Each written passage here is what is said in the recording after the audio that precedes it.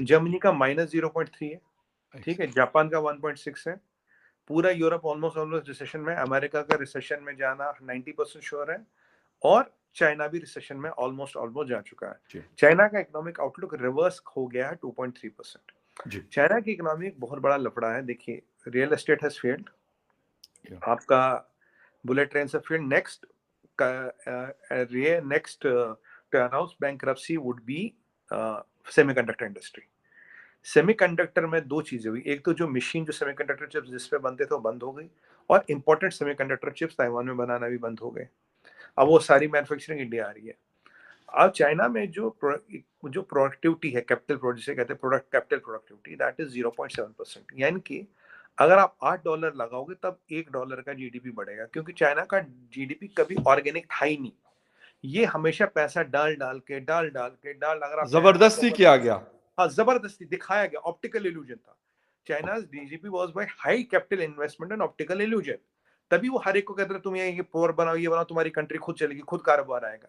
देखिए, बिल्डिंगें बढ़ाने से कारोबार नहीं आता, जीडीपी बिल्कुल जो है वो एग्जैक्टली रियल काम करोगे तभी आएगा ना। एग्जैक्टली अभी ये जो गोस्ट टाउन चाइना में बने, क्यों बने? इसीलिए तो बने। रियल एस्टेट सबसे बड़ा सेक्टर क्यों बन गया? इसीलिए बना। अब रियल एस्टेट डूबते डूबते $9 ट्रिलियन आपका डूब गया, बुलेट ट्रेन पे 1-2 ट्रिलियन डूब गया, और आपका अब जो सेमीकंडक्टर डूबेगा ये भी $5-6 ट्रिलियन लेके डूबेगा। अब ये जो, इसीलिए आप देख रहे हैं कि जीरो कोविड लगा रखा है, इसीलिए आप देख रहे हैं 100 करोड़ लोगों को बंद कर रखा, बाहर आने नहीं देते। जी और ये सब जो चीजें हो रही हैं, तो ये कहीं ना कहीं हमें ये दर्शाता है कि एक फेक चीज चलाएगी 30 साल तक। मैं ये नहीं कह रहा कि चाइना का जीडीपी कुछ होगा, पर जो आपको दिख रहा है, जो कागजों में दिख रहा है, उससे आप आधा कर लीजिए उसका, या आधा 1/3 कर लीजिए, वो एक रियल जीडीपी होगा। जबकि काफी इंडस्ट्रीज और काफी इकोनॉमिस्ट का हमारे ये भी मानना है कि भाई हमारा 50% जीडीपी तो दिखता ही नहीं, वो अभी ब्लैक इकोनॉमी है, जो मतलब सिस्टम में नहीं आती। अगर आप उसको जोड़े तो क्रॉस 5 ट्रिलियन, बट हम उसको दरकिनार करते हैं, साइड में करते हैं। But today we are 3.4 trillion, हमारे पास यूथ पावर सबसे ज्यादा है। और फखर भाई, आप ये देखेंगे, हम दिन ब दिन दुनिया के करिए ऐसे सेक्टर जहां हम डोमिनेट करें। देखिए, आईटी हमने डोमिनेट किया है। जी मैं आपको फार्मा की बात करूं, फार्मा में आप जान के आपको हैरानी होगी, 200 कंट्रियों से ज्यादा अब हम दवाई एक्सपोर्ट करते हैं। 203 कंट्रियां टोटल वर्ल्ड में, इनकी सारी जी कंट्रियां। By volume we are number 3, by volume we are number 3, by value we are 13th या 12th। जी तो मतलब वॉल्यूम में हम इतनी, बट हम बहुत सस्ता बेचते हैं, अफोर्डेबल बेचते हैं, इसलिए वैल्यू में वहां नहीं आते। $50 बिलियन की इंडस्ट्री है फार्मा, जी 50 बिलियन की इंडस्ट्री, सीएजीआर 13 से 20% के आसपास, राइट। पूरे दुनिया में आप दवाई देते हो। आपको पता सबसे बड़ा फार्मा का मार्केट कौन सा हमारा? हम्म यूनाइटेड स्टेट्स ऑफ अमेरिका। 32% दवाइयां केवल यूनाइटेड स्टेट्स ऑफ अमेरिका जाती है। हम्म तो every third American is living on A Indian medicine. ये आपको ये फैक्चुअल डाटा है, ये ऑल फैक्चुअल एग्जैक्टली डाटा। तो एग्जैक्टली ये फार्मा हो गया, आईटी हो गया, अब food India, man power India, solar, defence, telecom. तो ये सारी धीरे धीरे इंडिया पे आ रही है। तो 6-7 इंडस्ट्रियां ऐसी हैं जहां दुनिया हम पे डिपेंड करता है। हम्म अब धीरे धीरे हम क्या करें, इन इंडस्ट्रियों को बढ़ा रहे, because we have this clarion call of make in India, Atmanirbhar Bharat. और धीरे धीरे देखेंगे और चीजें इंडिया से लोग लेते रहेंगे। अच्छा सुमित जी एक चीज और है कि इस वक्त 3.4 ट्रिलियन की इकोनॉमी है और जी, ये कन्वर्ट हो जाएगी 8.5 ट्रिलियन इन 10 साल। नेक्स्ट 10 इयर्स में। जी, मतलब it's a huge amount, almost double से भी ज्यादा। हाँ।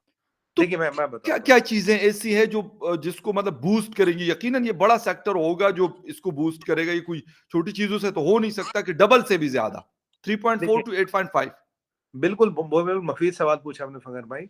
3.4 से पहले हमारा जो 10 ट्रिलियन का जो हमारा प्रोजेक्ट था, हमने 10-15 साल माना था। जी अब मैं मानता हूं कि ये जो 10 सालों में हम 8.5 ट्रिलियन के आसपास पहुंचेंगे। हर साल will be adding $400 billion of our exactly GDP. क्यों? बिल्कुल इसलिए मैंने इंडिया और चाइना से कंपेयर किया। देखिए, पहली बात, जो हमारा कैपिटल प्रोडक्टिविटी रेशियो वो 29% है, चाइना का 0.7% है। जी इसीलिए चाइना का डेट 45 ट्रिलियन है और हमारा डेट 600 बिलियन है मात्र। यहाँ ये सवाल का जवाब मिलता है, वह डेट में इतना फर्क क्यों ओके है? ओके दिस आंसर्स, क्योंकि चाइना में भी इतना पैसा दुनिया में है ही नहीं मेरे भाई, कौन लगाएगा, कहां से आएगा पैसा? हम्म अगर अब 29% में हमारा capital to capital productivity ratio, तो ये पॉसिबल है। हमारे रिटेल की बात करिए, $3 ट्रिलियन का हमारा रिटेल है, 3 या 5 ट्रिलियन डॉलर का हमारा पेमेंट्स, $3 ट्रिलियन का हमारा टेलीकॉम में जो वैल्यूएशन करी जाए वो इतनी ज्यादा है। हमारे हर सेक्टर ट्रिलियंस ऑफ डॉलर्स में है। और अब जब हम इन पे करेंगे, 29% हमारा कन्वर्जन है, capital to productivity conversion, okay that makes it very viable. अगर आप दुनिया में देखेंगे, it is one of the highest. फिर आपके मैन पावर 800 मिलियन यूथ है। हमारी और चाइना की मेड इन एज में 11 साल का फर्क है। We are 11 years younger than China.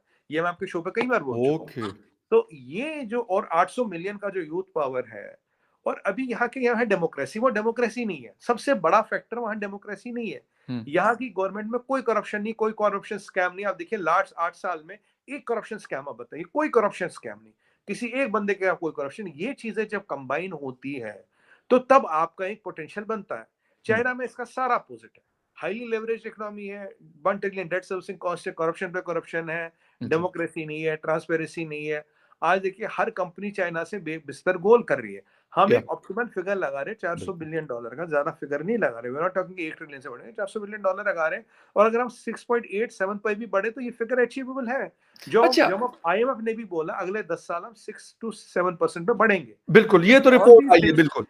हाँ, with all these things in place, these logical data in place, there is a reason we can do this number. Okay अच्छा, ये जो अभी आप लोग जिस वक्त 2027 में नंबर 3 पे पोजीशन पे आ जाएंगे, तो इस पे टॉप पे यूएस होगा, चाइना होगा दूसरे नंबर पे, या कौन रहेगा नंबर 2 पे जब इंडिया नंबर 3 पे आएगा?